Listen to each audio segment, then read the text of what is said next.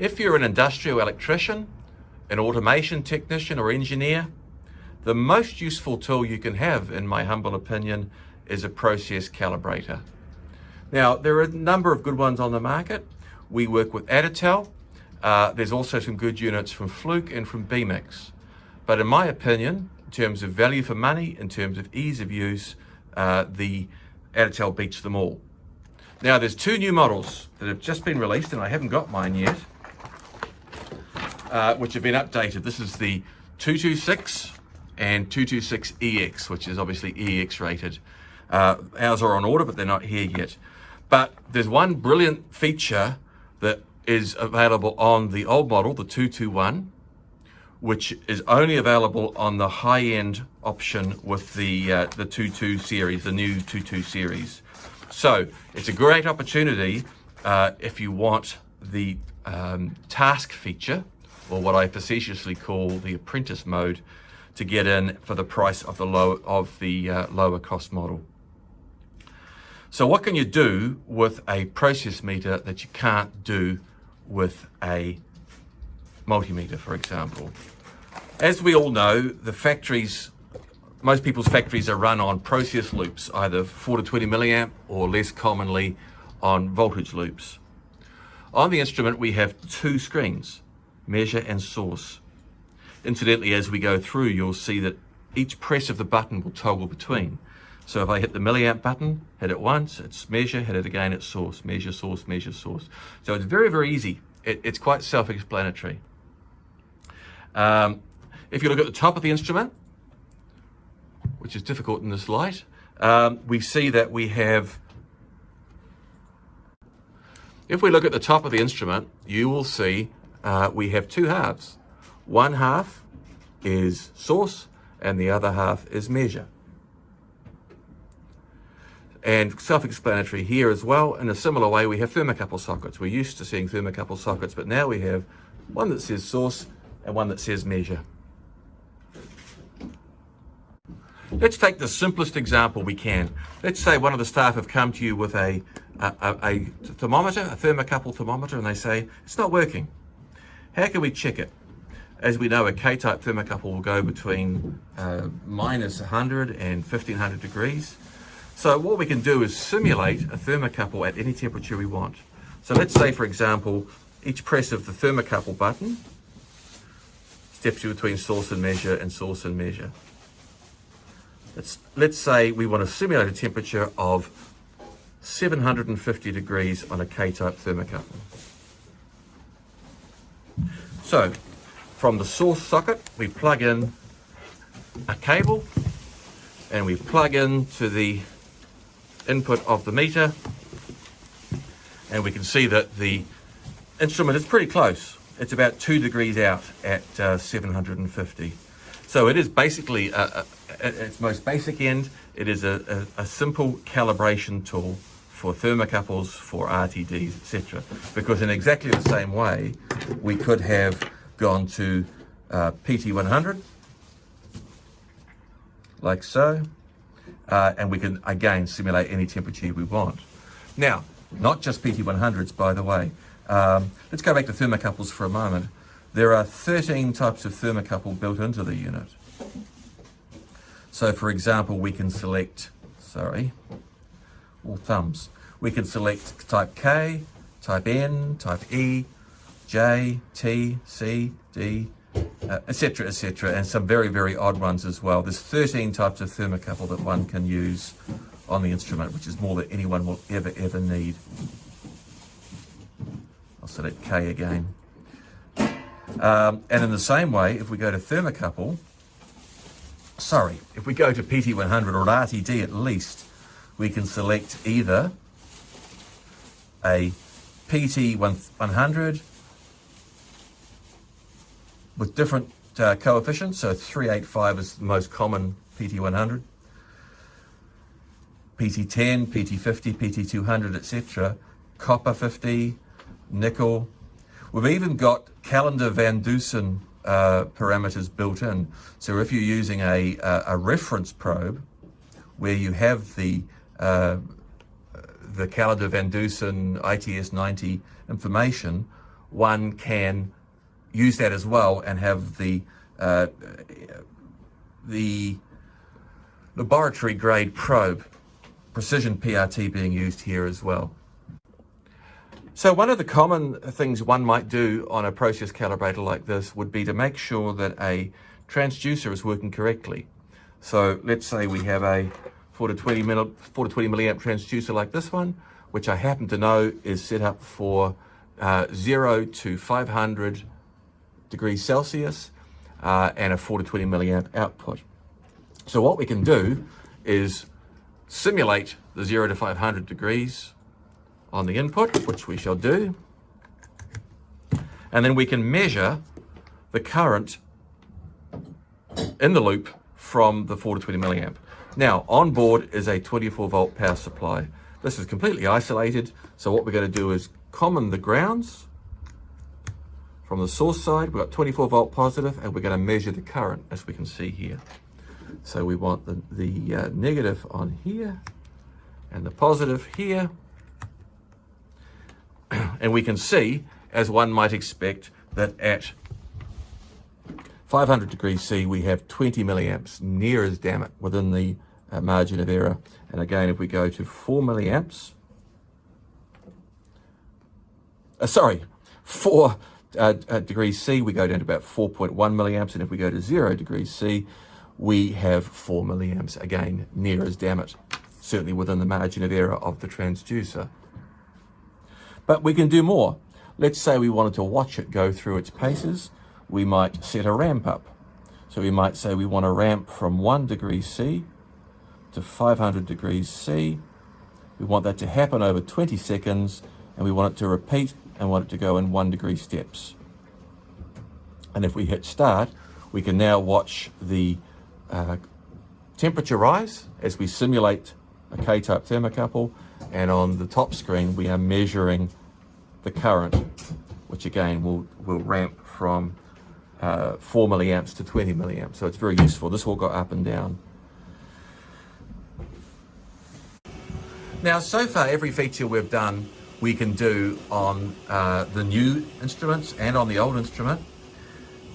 Let's look at another couple, and then I'll show you what's special on this older model that you have to spend a lot more money on to get on the new 226. I'll give you a real example of a situation I was called out to. Although I'm not a technician, I'm just in sales. I had a chap round the corner at a company that makes bread bags, gave me a ring and said, look, we have a Modutrol valve that controls the air going in and out of the plastic extruder, and it wasn't controlling properly. So I went around there and I could see that the Modutrol itself was being driven by a 4 to 20 milliamp signal. So what I was able to do was now source 4 to 20 milliamps directly.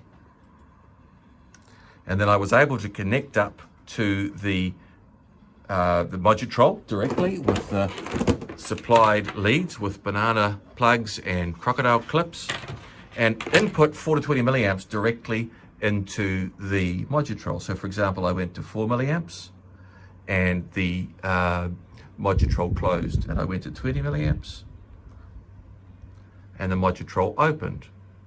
I went to 12 milliamps, the halfway point, and the Modutrol started to hunt.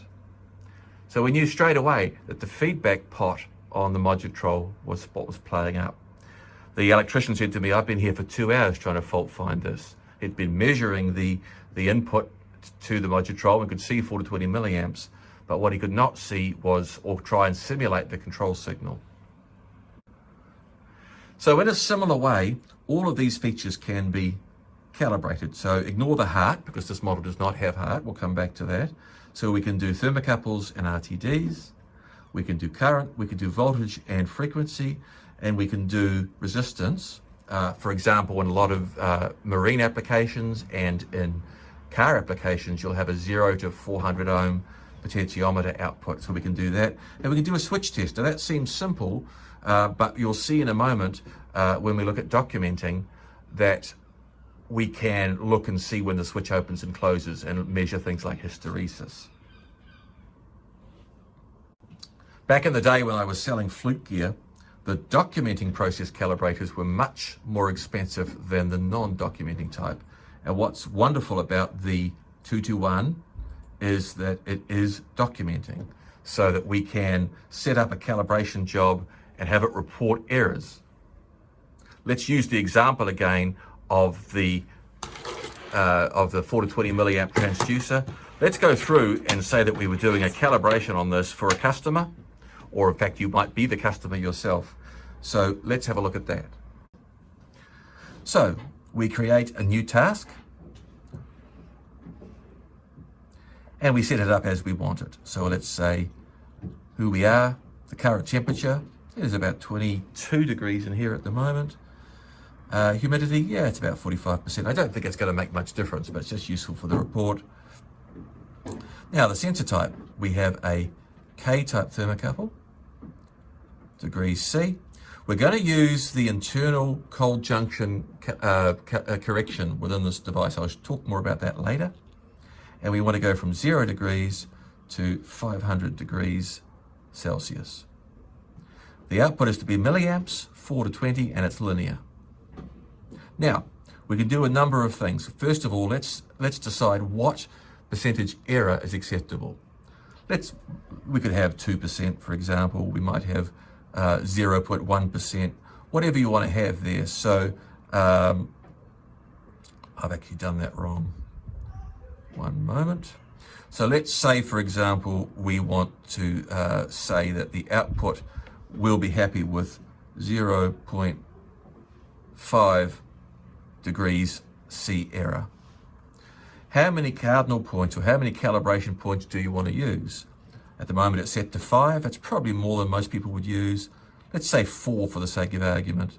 And it's going to go up and down. So it will look at both the rising temperature and the falling. So we see that with the 0 to 500, it's picked the points of 0, 166.7, 333.3, 500. But you could change those. You could manually go in, but they look fine to me. So I'm going to save that. And now we have a task saved for that device. And you have a memory so that you can save, I think it's 15 presets, which is very useful. So let's select that task and we'll put it into automatic calibration mode. And we'll go done. And a graph will be drawn, rising and falling. We see the arrows pointing up currently. We're at the 0 degrees C and we're at 4 milliamps. If we hit start, we shall go to that first calibration point, which is the 0. Now we'll go to 166.7 degrees C and we measure what the red device is, then 333.3, 500 degrees C. So we've completed the rising. Now the arrow is pointing down and we'll do the falling. Again, going through each of the points.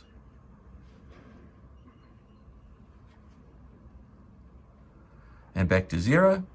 We see there's a slight hysteresis, but very, very little.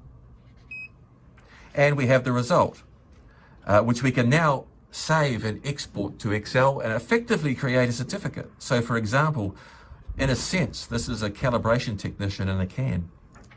So we've said the tolerance we were defined as acceptable was 0.5%. Sorry, I said degrees C, 0.5%. The maximum error we got was 0.13%. The hysteresis was 0.1%. Span error was 0.14%. And the zero error was 0.06%. So effectively there, what you've got is a calibration technician right there in the box. We can save the as found and as left results as well. And one can buy a USB to RS-232 adapter that will now allow you to download that and create reports on your PC. And effectively, you've created a cert right there. You can buy the genuine item from Aditel. It's more expensive, but we know straight away it will work. You can buy a generic one from places like PB Tech or the like for a lot less, but there may be a little bit of messing around with drivers to make it work. So if we look at the new models, which are indeed very, very nice. They have large touchscreen displays. Very, very nice. The 226 is the more basic one, and 226EX. This does not have the task function, or as I said, I facetiously call the Apprentice Mode. And the 227, the upmarket model, does have the task mode, also has a full heart communicator on board, but it's a lot more expensive. So let's say, for example, you do not need heart, but you would like the task functionality. We have what is probably the last in captivity of the 221 models you can get in for a steal. Now, the reason I call it the Apprentice Mode is simply that you can preset functions for the Apprentice and send them around the factory and say, go and calibrate every temperature display on the wall, bring back the results. They bring it back to you, you say, okay, that's fine. Let's say you believe that your apprentice is capable enough, you can then send them out to do a calibration and come back with an as found and as left. So Homershims, your source for Additel equipment. Feel free to contact us for more information.